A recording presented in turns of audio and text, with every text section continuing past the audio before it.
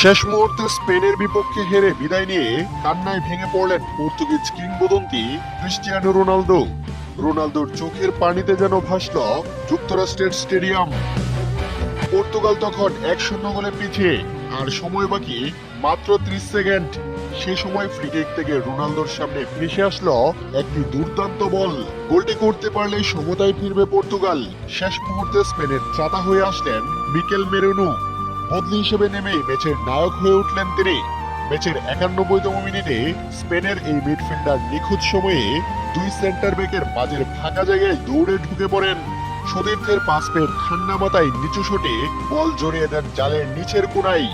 গুরুত্বপূর্ণ মুহূর্তে বদলি খেলোয়াড়ের গোলে কাঙ্ক্ষিত ব্রেক থ্রু পেয়ে উচ্ছ্বাসে ভাসে স্পেন। নিজের শেষ বিশ্বকাপে হতাশ হয়ে বিদায় নিতে হলো তাকে।